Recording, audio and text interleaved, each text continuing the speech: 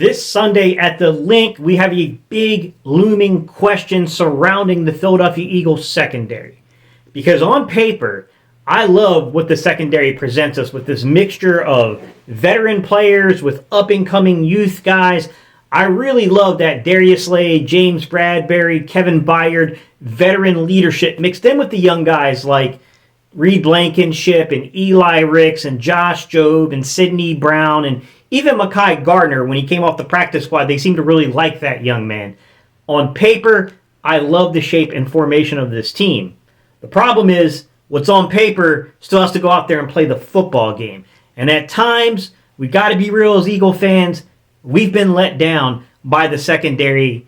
And this is a big opportunity for guys that we have signed, traded for, extended, all those things to show why we made the decisions we made in the offseason and to basically make that front office look good. Because all is forgiven, in my opinion, if you can come out here against a division foe when the game matters and shut things down.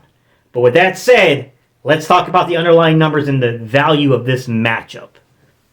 What's up, Cerebral Football fans? My name is Steven Hyder. This is Gate City Sports Channel. A lot of opposing fan bases have kind of made these claims against the Philadelphia Eagles. I mean, going back even to, last January when the 49ers players were making these claims that our secondary is a little old, it's a little slow, and it's a little overpaid. That's been a theme that's come out from more than one fan base about this secondary. Now, personally, I love the mix that we have here between youth and veteran players, but it's time. It's go time Sunday at the Linc. This is when we need these guys to really step up and play. Now, I saw a lot of comments come from our own community here about the play on the season. I want to bring a little context to some of the things that have been said.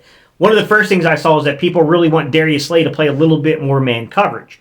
And to be fair, when I look at his man coverage numbers, Darius Slay has been better than what I think a lot of people would realize in man coverage. So on the season, Darius Slay has 90 coverage snaps in man coverage.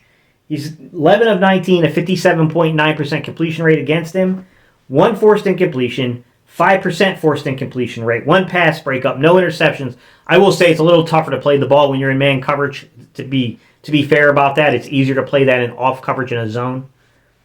A 98.1 passer rating, only 1 touchdown gave up on the season. The challenge to this, if I'm going to be honest about the challenge of playing man when you're on the field side, I'm not saying it can't be done, guys, but you're guarding a lot of space there, and then a lot of times what you'll get is you'll get teams that'll start running a lot of things like, bunch formations, free releases on you. They'll start challenging you if you're in man coverage to basically switch out to a zone concept and start banjoing your coverage off of those releases. That's a little bit of the problem when you play the field side with that type of coverage. Now, with that said, I will say that Darius Slay has had his moments even, in zone coverage. I think he's definitely had moments where he's been pretty good. 171 coverage snaps on the season inside of a zone coverage. 15 of 18 for 83.3%. But he did get in there and he's had production on the football. 3 forced incompletions for a 17% forced incompletion rate. 1 pass breakup and 2 interceptions while playing out there in a zone-type system. 82.6 passer rating and a touchdown. Sometimes it really has to do with where you're playing on the field. And I think if you're saying that you want to see Darius Slay play a little bit more man coverage, then I think what you're almost really saying is you'd like to see him swap sides of the field and play a little bit more towards the boundary to where in the boundary and in the slot or carrying with guys. You could say Gate, I'm talking more about maybe carrying inside the slot at times against certain matchups. And this may be a favorable thing where I can understand why someone's viewpoint might be that way when you're talking about carrying against someone like CeeDee Lamb who plays a lot from the slot, to be quite honest, right? Let me tell you about our young guys, because I don't think this gets discussed enough here. These young guys, when I'm talking about young guys, I mean Eli Ricks, and I'm talking about Josh Jobe in particular, in man coverage. Let me show you what these young boys have done. Josh Jobe has 50 coverage snaps on the season in man coverage. Teams are 0 of 4 for a 0% completion rate. He has 2 forced incompletions, a 50% forced incompletion rate, 1 pass breakup, no interceptions out of man, a 39.6 passer rating surrendered, and he's given up no touchdowns in man coverage. Eli Ricks in man coverage, 29 coverage snaps. Teams are 2 of 4 against him for a 50% completion rate, 2 forced incompletions, a 50% forced incompletion rate, 1 pass breakup, no interceptions, a 56.3 passer rating allowed, 0 touchdowns.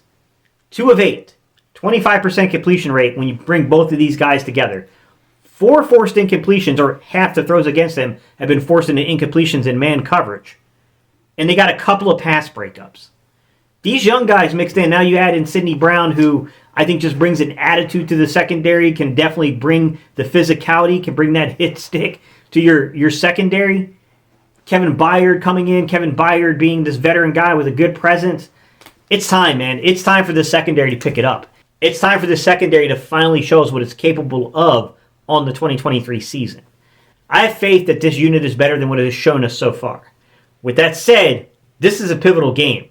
You've got to bring it on Sunday night. You cannot get cooked in this game. We cannot have this thing lingering and hanging out there as we go into the bye week. We've got to figure out how to communicate properly, how to come up with the plays when we need those plays, and how not to get yourself just split and burnt on simple little zone coverages, man. I love James Bradberry, but as bad as he's been at times at man coverage because he just doesn't have the foot speed and they're not using a jam technique. They're using more of what they call mirror and match in the technique up there. Even in zone, guys, he's gotten beaten for a couple touchdowns in zone coverage because it got split and they were just out of position. These guys are better than this, but they're not playing better than it right now. That's got to change. We've got to get better by the end of this game. All right, guys, before I jump off here real quick, if you enjoyed today's content, do me a favor, guys. I would love to add you to the Cerebral Football community. Just need you to hit that subscribe button right there. I appreciate y'all, and I'll see you guys on the next video.